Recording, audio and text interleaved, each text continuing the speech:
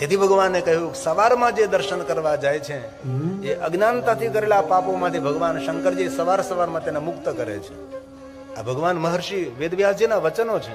પ્રાતઃ કાલ શિવં દ્રષ્ટ્વા નિશી પાપ વિનશ્યતિ આજન્મ કૃતં મધ્યાહ્ને. આખા જન્મની અંદર જે પાપો કર્યા છે એ મધ્યાહ્ને ભગવાન શિવનું દર્શન કરવાથી એ પાપોમાંથી મહાદેવ તેને મુક્ત કરે છે. અને મધ્યાહનના દર્શનનો બહુ જ મહિમા છે. દિવસના 12 વાગે કોઈ ભગવાન શિવનું દર્શન કરે છે તેનો સૂરજ ચમકતો રહે છે. પછી ધન સંપત્તિ વૈભવ જ્ઞાન ભક્તિ વૈરાગ્ય માન સન્માન પ્રતિષ્ઠાનો સૂરજ તે નિરંતર ચમકતો રહે છે. તેથી દિવસના 12 વાગે મહાદેવનું દર્શન કરવાનો બહુ જ મહિમા છે. કોણ બપોરે 12 વાગે દર્શન કરવા જાય છે? હું પૂછતો નથી, ઊંચી આંગળી નહીં કરતા, ખોટું બોલવા માટે મજબૂર નથી કરતો, કોઈ નહીં. એક વાત કહું, આપણા ભાગ્યની રેખા કોઈ બદલી ન શકે, પણ ભાગ્યની રેખાને બદલવે ને તો તમારા ગામની વચ્ચે બેઠો નીલકંઠ મહાદેવ. પણ આપણે તો ક્યાં ક્યાં ભટકીએ, ક્યાં ક્યાં રખડીએ છીએ, ક્યાં ક્યાં જઈએ છીએ. ભાગ્ય વિધાતા આપણા જીવનનો દાતા ગામ વચ્ચે નીલકંઠ મહાદેવ વિરાજ્યા. એટલી હું ખુશી વ્યક્ત કરું. ભલે નાનકડું શિવાલય છે, ગામમાં ડાયા માણસો પોતાનું ઘર મોટું બનાવી શકે પણ શિવાલય ન બનાવી શકે. તમે જરૂર તમે બંગલા બનાવો, ઘર બનાવો, કરોડ 2 કરોડ 5 કરોડનું બનાવો, પણ દુનિયામાં તમારો કોઈ જયજીકાર નહીં કરે. પણ નાનકડું શિવાલય તમે બનાવી આપશો ને, આખું ગામ તમને મહાદેવને જેમ પૂજશે. ભૂત બંગલા બનાવવાના માણસો દુનિયામાં બહુ છે, પણ ગામની અંદર એક પ્રાથમિક શાળા બનાવી દે, ગામની અંદર એક સુંદર ઔષધાલય બનાવી દે, ગામની અંદર સુંદર એક રામજી મંદિર હોય, સુંદર મજાનો શિવાલય હોય. દુનિયા યાદ કરે, સમાજની પ્રશંસા કરે, ભાઈ અમારા ફલાણા ફલાણા. આ ગામમાં કેટલાય લોકોના લગ્ન થયા છે. કોઈ 1 કરોડ રૂપિયા વાપર્યા છે, કોઈ 2 કરોડ વાપર્યા છે, કોઈ 3 કરોડ વાપર્યા છે. એક પત્રિકા 5-5 હજાર રૂપિયાની થઈ છે. 3-3 હજાર રૂપિયાની પત્રિકા, વિવાહ પત્રિકા કચરા પેટીમાં જાય છે. એ પત્રિકા કોઈ તને યાદ નહીં કરે. પણ આવતા સમયની અંદર આ કથાને દરેક લોકો યાદ કરશે કે અમારા ગામની અંદર ભગવાન મહાદેવની કથા થઈ હતી, જોઈતા બાપા પરિવારમાં થઈ હતી. લોકો તેના ગુણલા ગાશે. તેથી જીવનમાં કેટલું કરવા જેવું છે, પણ માણસ ઘણું ચૂકી જતો હોય છે. જેમ રોડ ઉપર ગાડી લઈને જતો હોય, કેટલા વૃક્ષો જતા રહે છે ખબર જ નથી તેને ગણતરી કરી. ઘણી વાર અવસર માણસ ચૂકી જતો હોય છે. 12 વાગે ભગવાન મહાદેવનું દર્શન કરવાનો મહિમા છે. અને હવે ભગવાન વ્યાસ કહે છે, ધ્યાન દીજીએ થોડા સા. આજન્મ કૃતં મધ્યાહ્ને સાયાહ્ની સદા. સંધ્યા સમયે કોઈ દર્શન કરે તો મનુષ્ય 7 જન્મોના પાપમાંથી છૂટે છે. 7 જન્મના કુકર્મોમાંથી આપણને મુક્તિ મળે છે. આ ભગવાન મહર્ષિ વેદવ્યાસજીના વચનો છે. સંધ્યા સમયે શિવનું દર્શન કરવું, જીવનની સંધ્યા મંગલમય બનાવ્યું ને જીવનની સંધ્યાને સુખરૂપ જોયું હોય, જીવનની સંધ્યાને સુખરૂપ વિતાવી હોય. જીવનની સંધ્યા એટલે 8 પરથી શરૂ થાય, 8 બુઢી નાઠે, પછી 65, 70, 80, પછી આંખ થઈ જાય 83. બુઢાપાને જો દિવ્ય બનાવવું હોય તો સંધ્યા સમયે શિવનું દર્શન કરવું. અને વૃદ્ધાવસ્થા ખતરનાક હોય છે. એ સમય પસાર કરવો, એ સમયની અંદર કેવી રીતે સ્વસ્થ રહેવું એ બહુ કઠિન છે.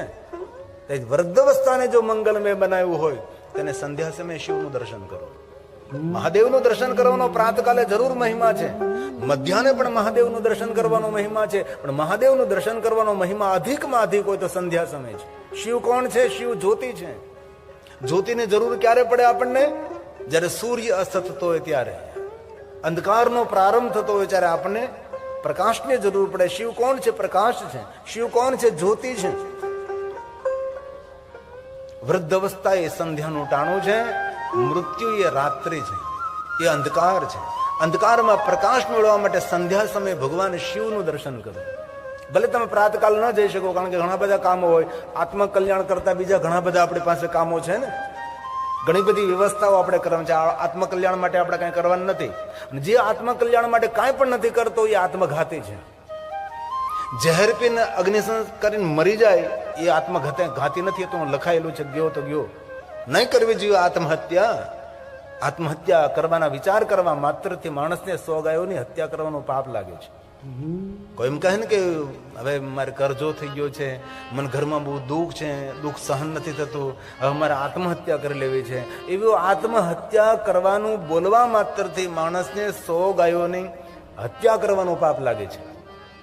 અને જે આત્મહત્યા કરે તેને પરમાત્મા ક્ષમા પણ નથી કરતો ને. પણ શિવ મહાપડ સંમત કહ્યું ભગવાન વ્યાસજીએ કે જે માણસ આત્મકલ્યાણ માટે કાંઈ પણ નથી કરતો એને આત્મઘાતી સમજવું. તેથી ભલે સવારમાં ન જઈ શકીએ, બપોરે ન જઈ શકીએ આપણે, પણ સંધ્યા સમયે તો બધા જ કામો છોડી અને ભગવાન શિવનું દર્શન કરી લેવું. 7 જન્મોના પાપમાંથી તો મુક્ત કરે જ છે ભગવાન શિવ, પણ આપણા જીવનની સંધ્યાને મંગલમય બનાવે. જીવનની સંધ્યા એટલે વૃદ્ધ અવસ્થા દરેકને આવવાની છે. યુવાન કોઈ એવું ન સમજે કે હું આમનામ રહેવાનો છું. દરેક યુવાનના જીવનમાં વૃદ્ધ અવસ્થા આવવાની છે અને દરેક યુવાને અત્યારથી તૈયારી કરવી પડે છે. અને લાંબા સમય સુધી તંદુરસ્ત રહેવું હોય અને વૃદ્ધ અવસ્થામાં એકદમ આહલાદિત, આનંદિત, પુલકિત રહેવું હોય ને એકદમ તંદુરસ્ત રહેવું હોય તો જો કે આપણા આમજા ગામની અંદર તો વાંધો નથી, પણ જો કોઈ માવો તમાકુ ખાતા હોય પ્રેમપૂર્વક પહેલે દિવસે કહેવાનું, જય નીલકંઠ મહાદેવ, આજથી છોડું છું, આજથી બીડી નહીં પીવું, આજથી માવો નહીં ખાવ, તમાકુ નહીં ખાવ. સંકલ્પ કરવામાં આવે. પહેલે દિવસે જ સંકલ્પ કરી લે કે આજથી નહીં માવો નહીં. આપણા ગામમાં તો કોઈ નહીં ખાતું હોય, વ્યસન મુક્ત ગામ છે. ઘણા ગામો હોય, ગામના પાદરમાં લખેલો વ્યસન મુક્ત ગામ. મેં એવા સૌરાષ્ટ્રના ગામો જોયા છે, ગામના પાદરમાં બોર્ડ મારેલું હોય અમારું ગામ વ્યસન મુક્ત છે, અને પ્રવેશ દ્વારમાં લખેલું હોય કે અમારા ગામમાં કોઈ બીડી નહીં પીવી, અમારા ગામમાં કોઈ તમાકુ નહીં ખાવી, અમારા ગામમાં કોઈ માવો નહીં ખાવો, અમારા ગામની અંદર કોઈ વ્યસન ન કરવું. અરે ક્યાં તમને વાત કરું, સમાજ કેટલો ધીરે ધીરે આગળ વધી રહ્યો ખબર છે?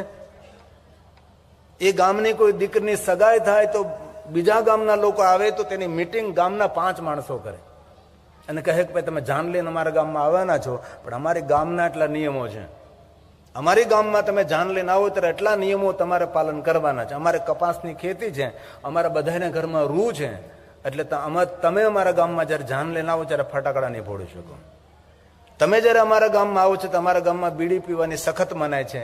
અમારા ગામમાં તમે બીડી નહીં પી શકો. કોઈ પણ બીડી પી તો અમારા ગામમાં પકડાય અને અમારા ગામના જે પંચાયત અમારી છે એને 5000 રૂપિયા દંડ કરે છે. આ બધા નિયમો ગામના એ હામાં વેવાઈને ભણાવવામાં આવે. આ બધી શરતો મંજૂર છે તમને? આને ગોકુળિયા ગામ કહેવાય છે. આપણે પણ આપણા ગામને અલગ રીતે શણગારી શકીએ છીએ, ભારતના નકશા ઉપર મૂકી શકીએ છીએ. અરે ભારતની ક્યાં વાત કરો, તમે ધારો ને તો તમારું ગામ વિશ્વના નકશા ઉપર મુકાઈ શકે છે. આમ નથી જાતો, આમ જા છે. થઈ શકે, કેમ ન થઈ શકે? ભણેલા ગણેલા માણસો, ડાયા ધન સંપન્ન માણસો કાંઈ પણ કરી શકે છે.